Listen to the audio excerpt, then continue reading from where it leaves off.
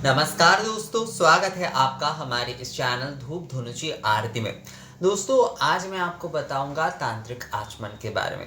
तंत्र अनुसार आचमन कैसे की जाती है। हम लोग जो आचमन करते हैं, साधारण तौर पे जो आचमन विधि है, केशवाय नमः, माधवाय नमः, ये जो आचमन विधि है ये असल में जो है वैदिक आचमन कहा जाता है। और एक होता है तांत्रिक आचमन।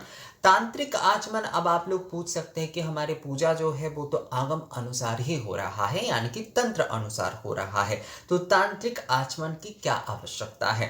तो सबसे बड़ी बात है कि कुछ पूजा जो होती है वो वैदिक और आगम दोनों के अनुसार होती है। जैसे दुर्गा पूजा आदि आप देख लीजिए। वैसे तंत्र का ही भाग जो है पौराणिक या वैदिक पूजा में भी, पूजा विधि आदि जो है उसमें तंत्र का ही भाग ज्यादा होता है, और आगम के बिना तो कोई पूजा हो ही नहीं सकता। पर कुछ पूजा जो होती है वो संपूर्ण तंत्रोक्त विधि से की जाती है। जैसे काली पूजा जो है, गृहस्थ आप काली पूजा कर रहे हैं, बहुत सारे लोग सोचते हैं कि गृहस्थ जो काली पूजा है वो तंत्रोक्त विधि से नहीं होता। ऐसा बिल्कुल नहीं है। काली पूजा की विधि जो है वो हमेशा ही तंत्रोक्त होता है। काली पूजा, जगधात्री पूजा, अन्नपूर्णा पूजा, इन सारी पूजाओं की विधि जो है वो हमेशा तंत्रोक्त ही होगा। इसमें कुछ दूसरे विधि नियम या कुछ पाठ किए जा रहे हैं, बहुत सारे लोग सोचते हैं कि सप्तशती का पाठ किया जा रहा है तो वो तंत्रोक्त नहीं। पूजा जो है संपूर्ण विधि इसमें तंत्रोक्त विधि है। और आगम अनुसार जैसे सभी पूजन होती है, पर आप तंत्रोक्त विधि से जब काली पूजा कर रहे हैं, जगधात्री पूजा कर रहे हैं, कोई भी पूजन कर रहे हैं, तब आपको जो है ये तांत्रिक आचमन करना चाहिए। वैसे देखिए, ये आचमन आप वैदिक आचमन के साथ हर पूजा में कर सकते हो, उसमें कोई समस्या नहीं है। अगर आप जो है ये आचमन वैदिक आचमन के साथ सभी पूजा में करते हैं तो कोई समस्या उसमें नहीं है। पर जो है कुछ पूजाओं में आपको ये आचमन विशेषकर करना ही होता है।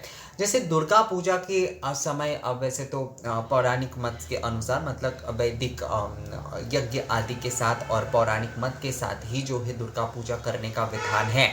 पर आपने अगर संधि पूजा देखा है, बहुत ख्याल से आप लोगों ने, मतलब ध्यान देकर आप लोगों ने अगर देखा है संधि पूजा के रिचुअल्स, तो संधि पूजा के आचमन में जो है ये तांत्रिक आचमन करना होता है, क्योंकि संधि पूजा की जो विधि है वो संपूर्ण तंत्रोक्त विधि के साथ किया जाता है। संधि पूजा में माता चामुंडा के पूजन जो किया जाता है वो जो है वो संपूर्ण तंत्रोक्त विधि से किया जाता है, तो वहां पर तांत्रिक आचमन जो है वो करना होता है। आप में से एक्चुअली बहुत सारे लोगों ने मुझे कहा था कि तांत्रिक आचमन के बारे में भी आप हमें बता दीजिए, तो वही जो है मैं आज आप लोगों को शास्त्र प्रमाण के साथ बताने वाला हूँ।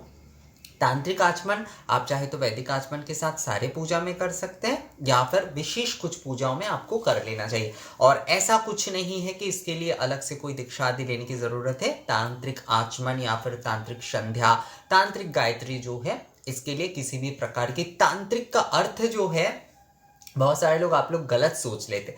तांत्रिक का ना बहुत सारे अर्थ होता है। तांत्रिकता का अर्थ जो होता है तंत्र, तांत्रिक, तांत्रिकी या फिर तंत्रोक्त, तो ये सारे विषय ना बहुत सारे अर्थ में इस्तेमाल होते। पूजा तंत्र, पूजा पद्धति अर्थात पूजा तंत्र, तो तंत्र को जो है बहुत संक्षिप्त में इस्तेमाल मत करिएगा। आप लोगों में से ज्यादातर लोग सोचते कि वो जो जादू विद्या की तंत्र मंत्र होते वही बस तांत्रिक होता है। नहीं, ऐसा बिल्कुल नहीं है।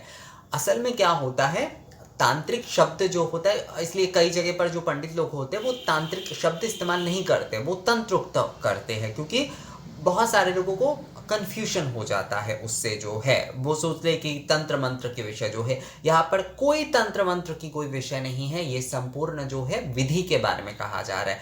जो तंत्रोक्त जो विधि है, तंत्रोक्त जो पूजा पद्धति है, उसके बारे में कहा जा रहा है। तंत्र एक समुंदर है दोस्तों, वहां पर जो है ना आपको बहुत सारे, मतलब समुद्र में जैसे कि आपको शंख भी मिलेंगे, आपको जो है जो मोती भी मिलेंगे, आपको दूसरे कई सारे और भी अमूल्य रत्न मिलेंगे, और उसके साथ साथ मछली आदि भी होते हैं। कई ऐसे पदार्थ भी होते हैं जो कि बहुत बेजरूरत के, मतलब हमारे लिए बेजरूरत के लगते हैं। तो तंत्र में भी उस तरीके से उच्चता से लेकर निम्नता तक जो है कई सारे विषय हैं। तो तंत्र को केवल मात्र वो जादू विद्या और तंत्र मंत्र से मत जोड़िएगा, वो जो है गलत सोच है। असल में तंत्र का अर्थ होता है विधि, हमेशा ये बात याद रखिएगा। तंत्र का अर्थ विधि होता है, और तंत्र, तांत्रिकी तंत्रोक्त, ये सारे शब्द जो है वो कई सारे मायनों में जो है कई सारे अर्थ में इस्तेमाल होता है, केवल एक संक्षिप्त अर्थ में इसे मत करनी चाहिएगा कभी। तो तांत्रिक के आचमन में ये सारे विषय ना बोलना पड़ता है, कई सारे विषय को आप लोगों को बताने के लिए। बहुत सारे लोग आप लोग कहते हैं कि आप बहुत ज़्यादा मतलब उस विषय को समझाने के लिए कई सारे और विषय बताते हैं और उसके बाद थोड़ा देर में जाकर असल विषय आप बताते हैं। असल विषय तो मैं बता ही दूंगा आप लोगों को, पर अगर कन्फ्यूजन रह जाता है आप लोगों को तो उससे मुझे लगता है किसी भी प्रकार की कोई सहायता तो नहीं होने वाला। तो कन्फ्यूजन दूर करना सबसे पहला कार्य होता है। मूल विषय तो आप लोगों को मैं बताऊंगा ही।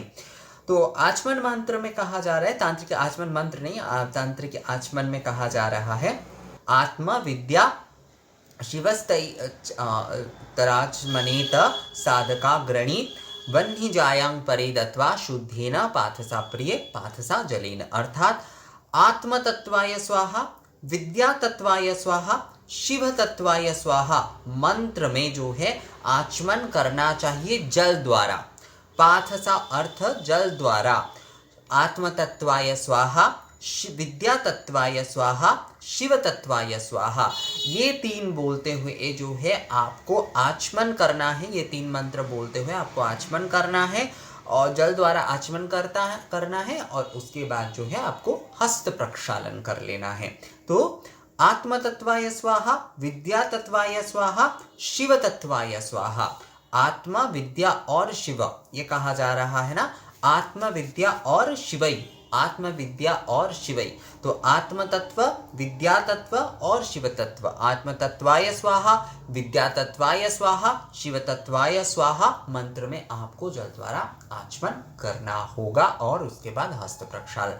वैदिक आचमन के बाद ही जो है तांत्रिक आचमन किया जाता है, उसे मूल आचमन कहा जाता है। तो मूल आचमन करने के बाद ही जो है आपको ये तंत्रोक्त आचमन करना चाहिए और उसके बाद ही जो है आपको पूजा के दूसरे क्रम आदि में जाना चाहिए दोस्तों।